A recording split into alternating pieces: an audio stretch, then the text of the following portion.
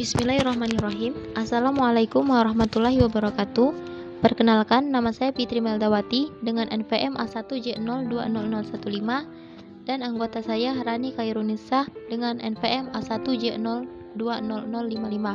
Baiklah, pada video kali ini kami akan membahas mengenai sejarah es cendol dawet ayu. Sejarah es cendol dawet ayu. Dawet ayu merupakan salah satu minuman tradisional yang berasal dari Kabupaten Banjarnegara, Jawa Tengah. Minuman terkenal ini hampir di seluruh daerah di Indonesia. Seperti dilansir dari Harian Kompas, sastrawan asal Banyumas Ahmad Tohari mengatakan bahwa penyebaran dawet ayu ke sejumlah daerah terjadi karena ada mobilisasi masyarakat Jawa Tengah pada tahun 1980-an.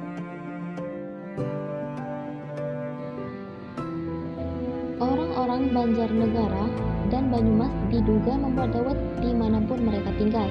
Dari sanalah kemudian dawet ayu Banjarnegara bisa terkenal. Penjualnya memang belum tentu dari Banjarnegara, tetapi namanya tetap dawet ayu khas Banjarnegara. Dawet dibuat dari rebusan tepung beras. Warna hijaunya diperoleh secara alami dari perasan daun pandan. Pemanisnya menggunakan gula kelapa dan santannya alami dari perasan buah kelapa segar.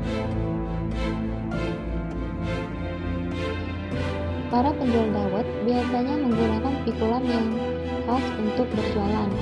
Pikulan tersebut disebut angkringan dawet ayu atau angdayu.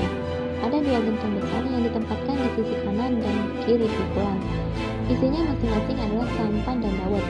Gentong besar tersebut dibuat dari tanah liat yang dipercaya bisa menjaga suhu dawet dan santan tetap dingin, sehingga pedagang tak perlu lagi menggunakan es batu.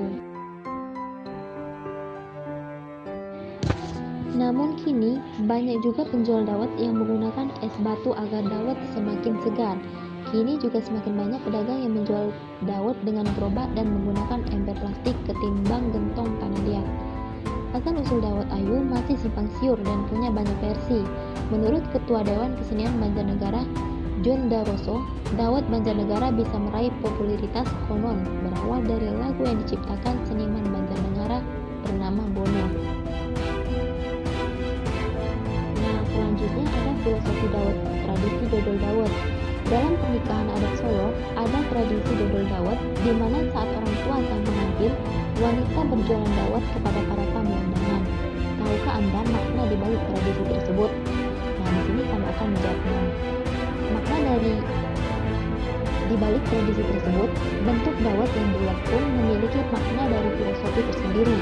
Bulatnya dawet merupakan perlambang kebulatan hati dan kesiapan orang tua untuk menjodohkan anaknya. Sisi menarik dalam proses dodol dawet adalah para undangan yang membeli dawet harus menggunakan kereweng atau pecahan genting, bukan uang. Hal ini menunjukkan bahwa kehidupan manusia sejatinya dimulai dan dinafkahi dari bumi. Kemudian, yang bertugas melayani pembeli adalah sang ibu, dan yang menerima pembayaran adalah sang bapak. Ini sekaligus untuk mengajarkan pada sang anak bahwa dalam kehidupan berumah tangga, dengan suami haruslah saling membantu seperti yang disadur. Mengutip penelitian Ika Kusuma dari Universitas Negeri Semarang tahun 2009, makna simbol semak dan garing pada dawet ayu Banjarnegara. Jenis kayu untuk ukiran wayang semak dan garing pun ditentukan secara khusus dari jenis kayu kantil. Ini diyakini memiliki unsur magis untuk daya penarikan. Kantil dalam bahasa Jawa artinya terenggut, tertarik. Pohon kantil memang menghasilkan bunga kantil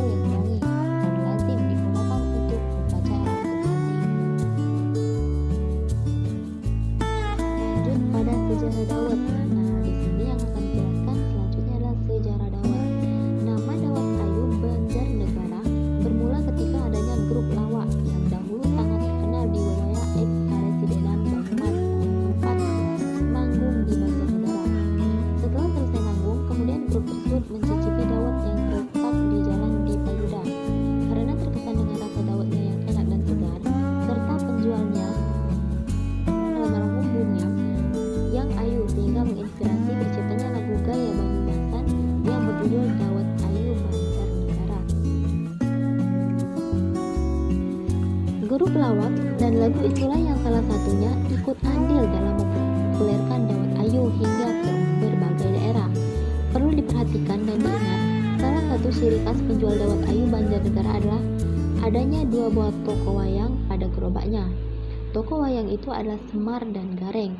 Ada yang menyebutkan bahwa itu adalah simbolisme dari gabungan kata keduanya, yaitu mareng. Thank you for watching this video until it is finished. If useful to you guys, please like and share this video. Jadi, maksudnya, If you have any suggestions for us, leave a message in the comments field. Always support us by clicking the subscribe button because it means a lot to us.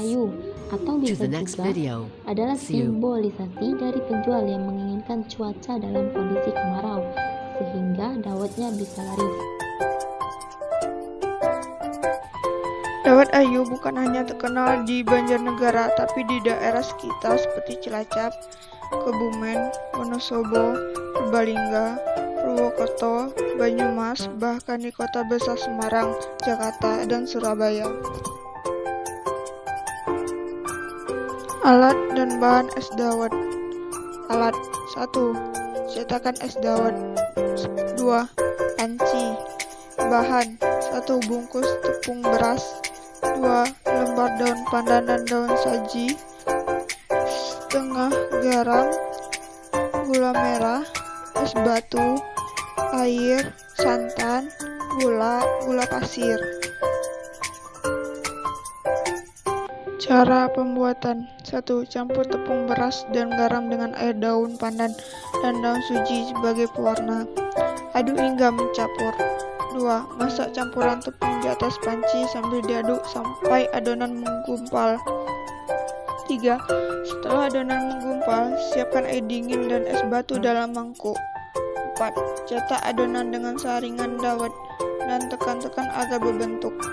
Diamkan selama 15-20 menit. 5. Rebus gula merah dengan gula pasir dan beri sedikit air. Aduk sampai gula larut, angkat dan saring, dan sisihkan. 6. Rebus santan, garam dan daun pandan dengan api kecil, sambil terus diaduk sampai mendidih. Angkat dan dinginkan. 7. Tuang sirup gula merah, santan, dan dawet di dalam gelas, dan jangan lupa tambahkan es batu.